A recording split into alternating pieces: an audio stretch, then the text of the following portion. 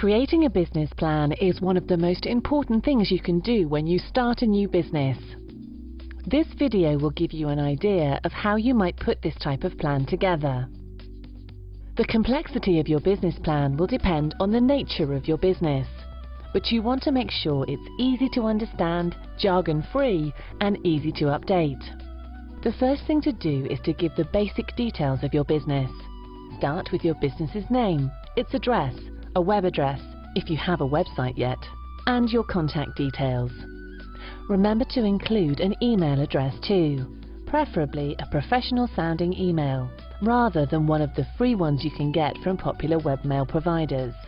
You should also indicate your legal status, for example, whether the business is a partnership or incorporated as a limited company. At this point, give a description of what you want your business to do, the vision you've got for your business. You can make this as simple or as complex as you want, but the more you do here, the easier it will be to complete the rest of the plan. Include when you aim to start your business, which sector your business is going to operate in, for example, retail or construction, and how you want to progress it in the future. It's important to describe your products or services here too. Explain what makes your business different to all the others that operate in the market you're aiming at, why it's better than your competitors, why you think customers will prefer it, and how you're going to develop it over time. You should also highlight any patents, copyrights, or design registrations you might hold for your product or service.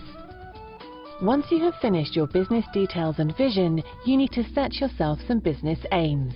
These give you something to strive for and show you're serious about success. Again, these don't have to be detailed, but make sure you include what you're wanting to achieve in your first year, and also where you want your business to be in the longer term. Make these goals measurable, so there's something you can look back on and assess whether you've reached them or not. The next thing to include in your business plan are any legal obligations you're going to have to follow. Say, for example, any particular health and safety laws you need to deal with, licenses you need, or any insurances you need to pay. When you've done this, you can move on to one of the most important sections in the plan: researching your market, your customers, and your competitors. This is crucial, because if you have got a great product but there's no one to sell to, or you're selling to the wrong people, your business isn't going to work. You need to sell, and make sure you sell to the right people. For this section, you need to do market research. You could start by finding people or businesses that fit your ideal profile and ask for their feedback on your business idea. It's best to do this in a structured way by using a questionnaire to ensure a consistent approach. If you have a product, try to find an opportunity to sell it as a trial. For example, you could take a market stall and use the experience and feedback to make improvements. Firstly, write down what you know about your market. How big is it? What is the potential for the market expanding? Be careful to define your market or group of buyers carefully, so as to be realistic and meaningful. If you can find a group of buyers with a common need that you can satisfy at a profit, then you are potentially in a strong position. You can also include any market trends you may have found or intend to look into. Once you have researched the market for what you're going to sell, you need to find out about your potential customers. Who are they? And why would they be interested in your product or service? You can find this out by profiling them. This isn't as complicated as it sounds, but you first need to establish which group of customers you're looking to target. For example, are you aiming for customers of a certain age range or sex, or with a particular interest? This group should then be able to tell you what they expect from your business, why they expect this, and how much they will pay for your product or service. Getting this information into your business plan will help you take the correct approach when selling to your market. After this, the final piece of market research you need to include in the plan is on your competitors. Be sure to include who your competitors are, what their strengths are, and whether they have any weaknesses.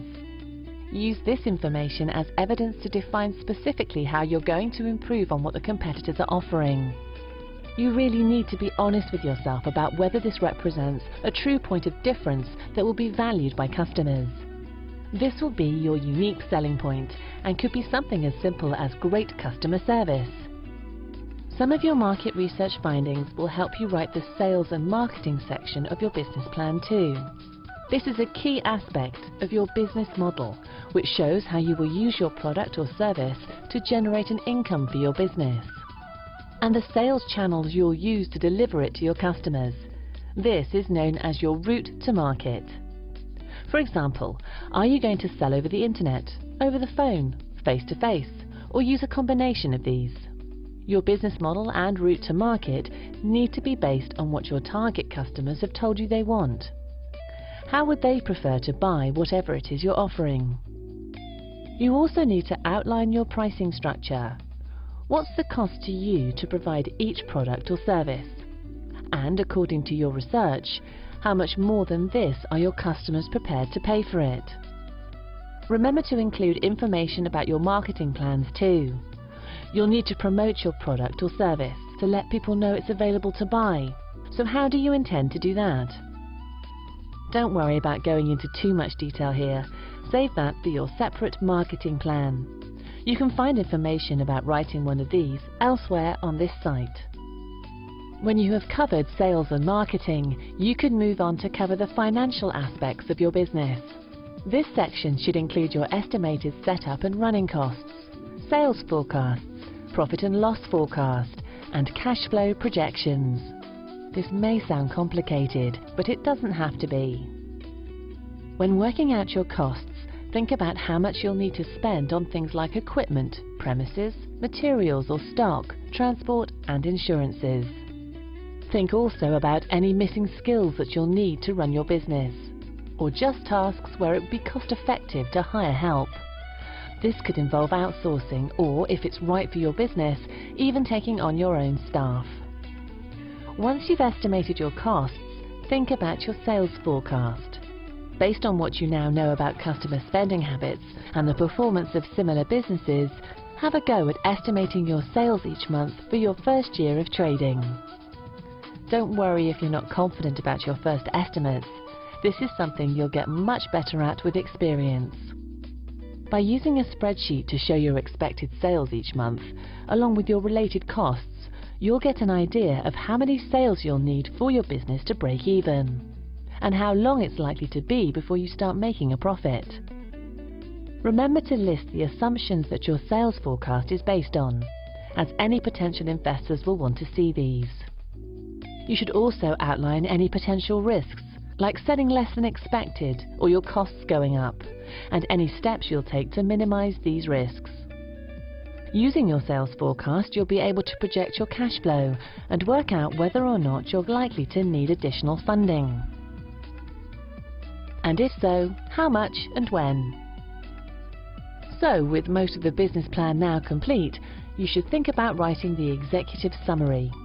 This is actually the first page of your business plan, but it makes sense to do it last. This should be a summary of the main points that are included in the rest of the document. Keep it brief and straightforward, but make sure it's also enticing. If it's too long or complicated, investors or managers will lose interest and be much less likely to read the rest of the document. It's an important section, so make sure you have all your information to hand first. Once you have completed the executive summary, your business plan is finished. But don't forget to keep it up to date, because as your business grows, you may need to refer to it to make sure you're still on course to meet its vision and aims. You now know how important a business plan is and what to actually put in it. So, why not start work on your own one?